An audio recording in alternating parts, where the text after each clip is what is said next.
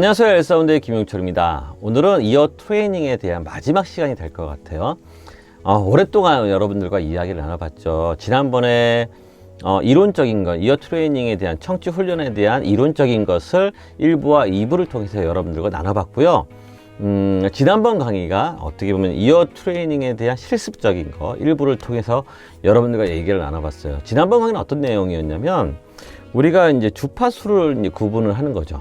가장 대표적인 우리 주파수, 그러니까 8개의 섹션에 대해서 여러분들과 이야기를 나눠봤어요. 이거를 어떻게 연습을 해야 되는지에 대해서 여러분들하고 이야기를 나눠봤고요. 오늘은 어떤 존에 대해서 이야기를 할 거예요. 주파수 존에 대해서, 주파수 대역에 대해서 여러분들과 이야기를 나눠볼 거예요. 대표적인 게 이런 거죠. 노래를 듣다 보면은 어느 주파수 영역을 한 3dB 아니면 6dB 이렇게 올렸을 때 어떤 변화가 생기는지, 어떤 대역을 낮췄을 때는 어떤 변화가 생기는지에 대한 그런 훈련을 하려고 해요. 그렇기 때문에 짧게 할 테니까 집중해서 들어주시면 좋을 것 같고요. 자, 시작하기 전에 구독과 좋아요는 잊지 말아 주시고요. 바로 시작하도록 하겠습니다.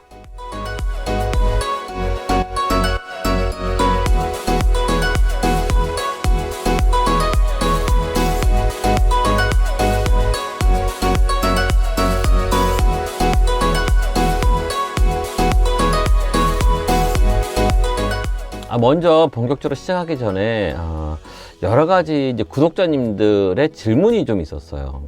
대표적이었던 게 무엇이었냐면 우리가 이제 8개의 섹션에 대해서 여러분들과 이야기를 나눠봤잖아요. 뭐 오, 에, 이, 그다음에 시, 스, 이런 소리에 대해서 주파수가 이런 소리를 느껴지는 훈련을 하면 좋습니다라고 여러분들과 이야기를 해봤어요. 그러다 보니까 이런 분들이 있는 거죠.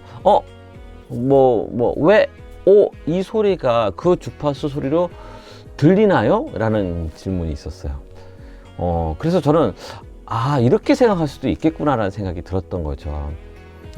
저는, 왜가 이 주파수로 들립니까? 라고 이제 여러분들한테 얘기한 게 아니고요. 1.5kHz라는 어떤 주파수가 있다고 하면 이것을 우리가 에라는 걸로 연상을 해보자는 거예요. 그쵸? 에! 라는 소리로 우리가 한번 연상을 해보자는 거죠. 그 어떤 특정 주파수가 있어요. 그 소리를 냈을 때 그 소리를 우리 머릿속에서는 어떻게 의미를 부여를 하냐가 중요하다는 거죠. 그래야 그 주파수에 대해서 명확하게 우리가 판단해낼 수 있다는 거거든요. 이게 왜 필요하냐면 제가 이거는 이제 8개의 섹션에 대해서 왜 얘기를 하냐면 그 라이브 현장에서 엔지니어 같은 경우에는 그러자 바쁘잖아요. 정신 없거든요. 이렇게 공연을 하고 막 진행하는 중에 불필요한 어떤 피드백 성분들 같은 경우를 발견할 때가 있어요. 근데 그 주파수 성분을 우리가 빨리 캐치를 해야 되죠. 그럼 어느 주파수인지를 알아야 되잖아요. 어느 근방에 있는 주파수인지를 알아야 한다는 거죠.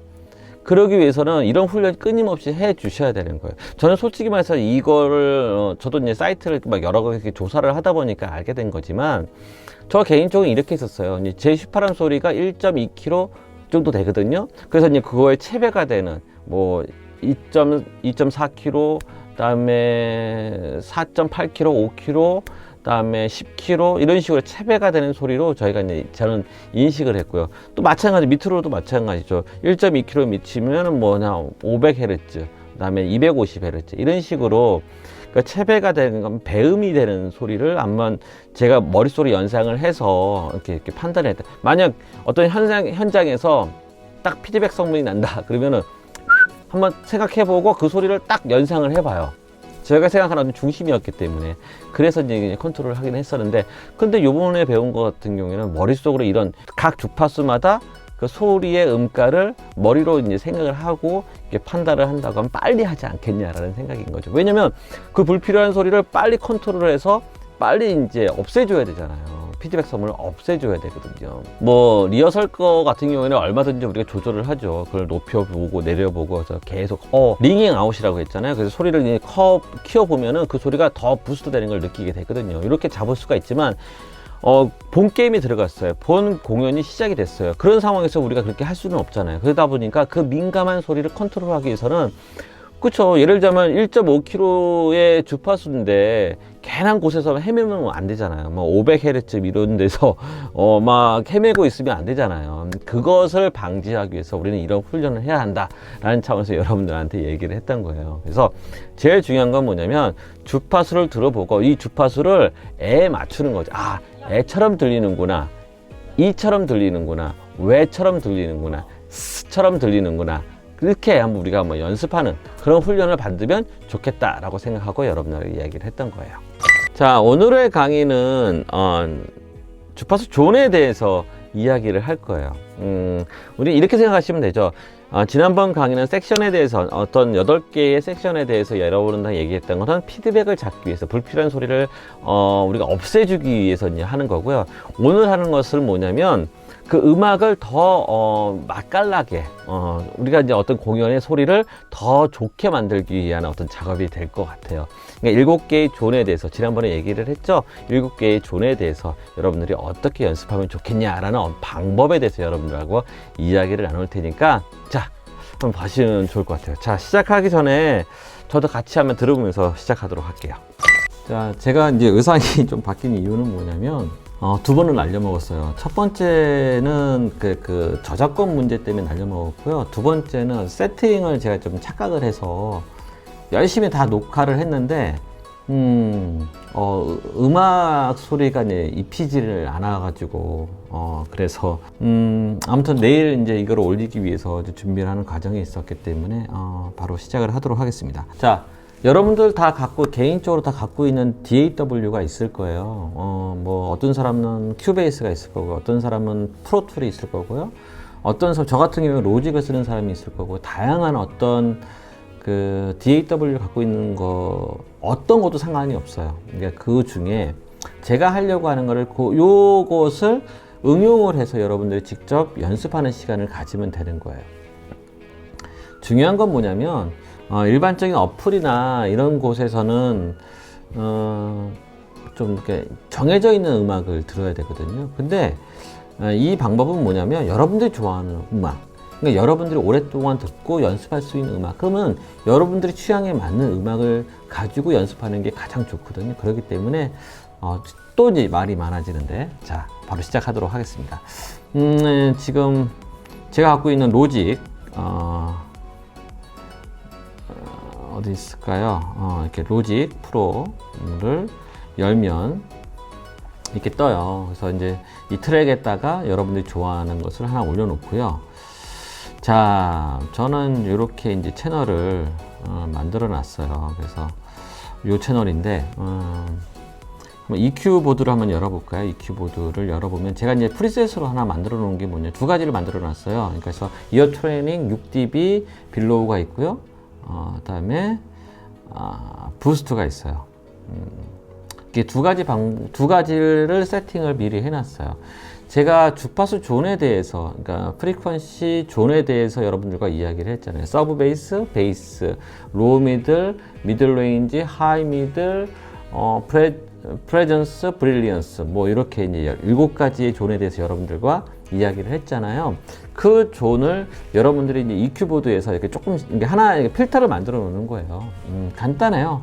뭐 여러분들이 원하는 그 주파수 대역에 대해서 보통 그 dB 값 레벨을 얼마나 맞출 것인가, 주파수를 어떻게 할 것인지, 그 다음에 Q 값을 어떻게 할 것인지. Q 값이라는 것은 대역폭의 사이즈를 얘기하는 거거든요. 자, 이런 식으로 저는 각 대역마다 이제 300Hz의 요 대역을 이렇게 만들어 놨고요. 그 다음에 750Hz의 대역을 이렇게 만들어 놨고요. 그 다음에 1500, 다음에 3500, 다음에 6000, 6000 이상의 또 이렇게 만들어 놨고요. 여러분들 갖고 있는 어떤 필터 값은 다 다양하기 때문에 여러분들이 원하는 대로 만들어 놓으면 되고요. 중요한 건 뭐냐면 자꾸 이게 뜨네요. 얘가 시리가 왜 그러냐. 시리가 자꾸 뜨네요. 여러분들이 이제 한번 들으면서 한번 시작을 해보도록 하겠습니다.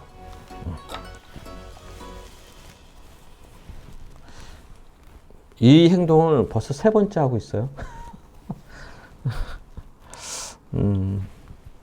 자, 음원은 제가 원하는 음원을 하고 싶었었는데 그걸 못했던 이유는 뭐냐면 뭐 짧은 시간을 이렇게 틀면 가능할 거라 생각을 했어요. 근데 막상 해보니까 안 되더라고요. 저작권에 바로 걸리더라고요. 그래서 야, 요즘 유튜브의 이 저작권에 대한 알고리즘이 정말 막강하구나. 웬만해서 쓸 수가 없구나. 그런 생각이 들었고요.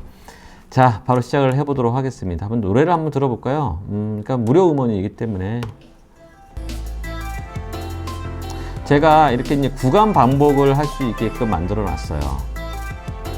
왜냐면 어떤 구간을 반복적으로 들어가면서 EQ를 조절을 해야 정확하게 그 소리가 어떻게 변화되는지를 정확하게 알 수가 있거든요. 그래서 이제 구간을 이렇게 정해놓고 이렇게 반복적으로 들어보는 거죠.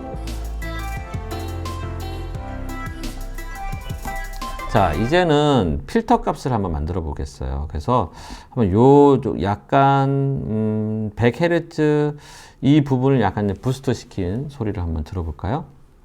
자, 먼저 뺀 소리를 듣고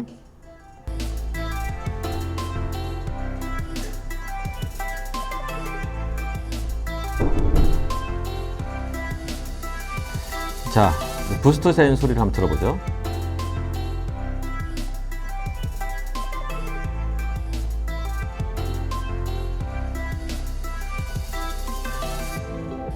자, 뺀 소리를 들어보시고요.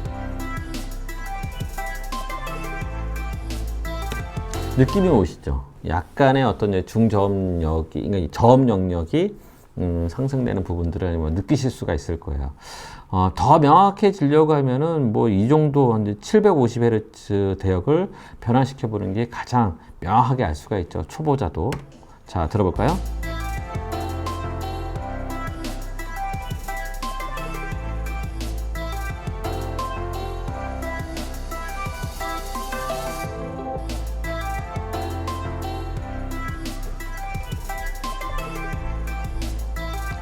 자, 부스터 시키고 빼보고. 자, 더 높은 대역을 한번 볼까요?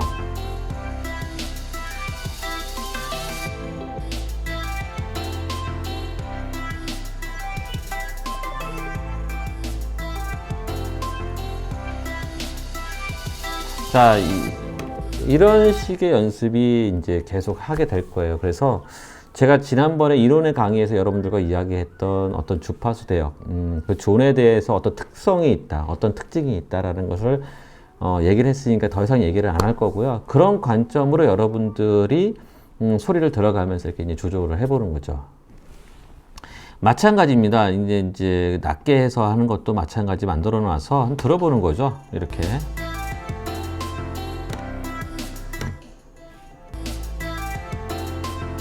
뺐을 때 다시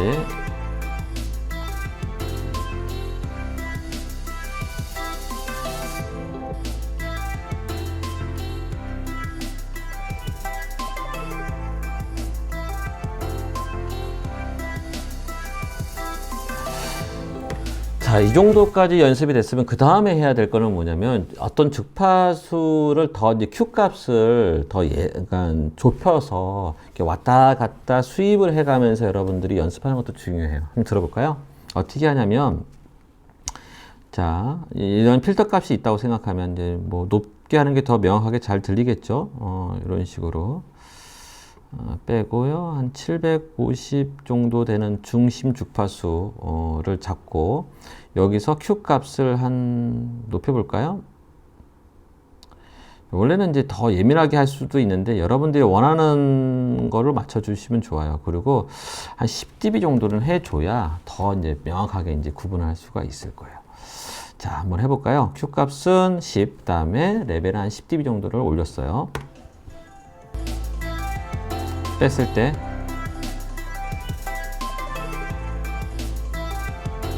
특정 750Hz에 대한 것만 이제 부스트를 시킨 거예요. 더 느끼고 싶으면 한번 더 올려보죠, 뭐.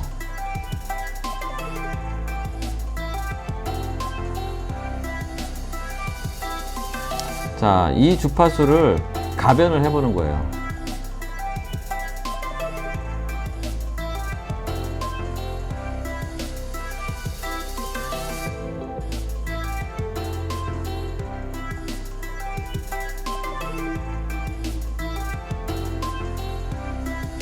자, 높여볼까요?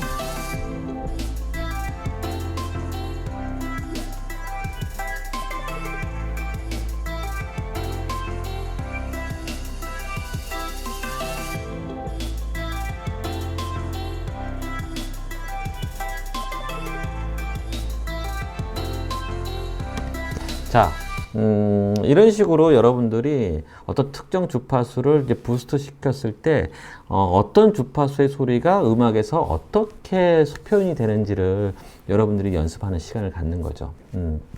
그 다음에 연습해야 될 것이 뭐냐면 이제 펜을 한번 좌우에 대한 분리를 한번 하는 걸 한번 연습해 보는 것도 중요해요. 멀티미터를 켜고 한번 볼까요? 저는 이렇게 보는데, 자, 볼까요? 이런 상태에서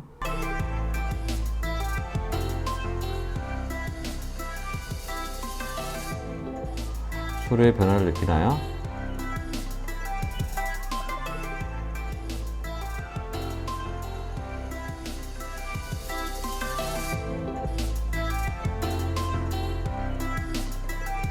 자, 이런 식으로 이제 좌우를 분리해서 이제 듣는 연습도 하면 좋을 것 같고요. 패닝 연습이죠. 자, 이번에는 컴프레셔도 한번 보면 좋아요. 여기서 보시면 이렇게 컴프레셔를 켜고 이 상태에서 여러분들이 들어보면서 한번 연습을 해보는 거죠.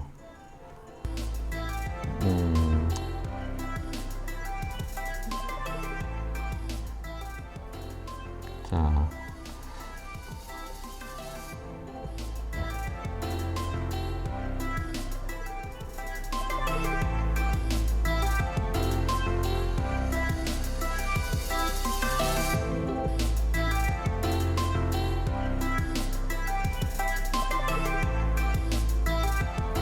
메이크업 게인을, 그 다음에 이제 어택 타임도 한번 조절을 해보고요.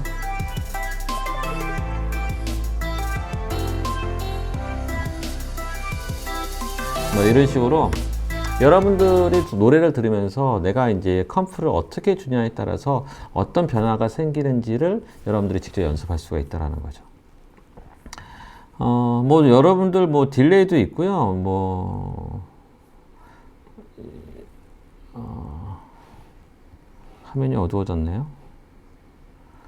딜레이도 있고요. 그다음에 리버브도 있고요. 뭐 다양한 것이 있기 때문에 딜레이도 있고요.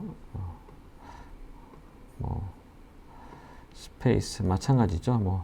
리버브 종류니까 이런 다양한 딜레이도 있고 리버브도 있고 이제 컴프레셔도 있고 이런 걸 가지고 여러분들이 다양하게 음악을 들어가면서 이제 연습을 하는 거죠. 이거야 여러분들이 얼마든지 할 수가 있으니까 이런 식으로 하는 것이 마지막으로 여러분들에게 가르쳐 드리려고 하는 이어 트레이닝의 마지막 단계인 것 같아요. 이 과정은 여러분들 개인적인 싸움이겠죠. 어떻게 여러분들이 연습하냐에 따라서 좋은 기회를 가지게 될 수도 있고요. 그렇지 않을 수도 있는 거고요. 그거는 여러분들의 몫이라고 생각이 듭니다.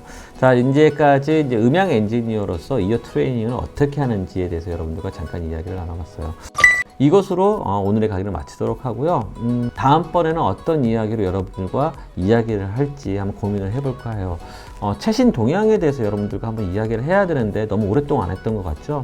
그런 얘기도 해봤으면 좋을 것 같고, 또 믹서에 대한 요구 조건들이 있었어요. 그러니까 M32를 다루는 거에 대해서 디테일하게 좀 얘기를 했으면 좋겠다. 이런 식으로 얘기하는 분도 계셨고, 다양한 의견들이 있기 때문에 한꺼번에 다 할 수는 없으니까 여러분들이 주신 그 질문에 대한 것을 하나하나씩 풀어나가는 과정을 가지고 제가 진행을 할 테니까 많이 기대해 주시고요. 많이 귀담아 주시고요. 그리고 만약 구독과 좋아요를 안 하셨다면 구독과 좋아요 꼭 해주시고요. 진심으로 감사드립니다. 고맙습니다.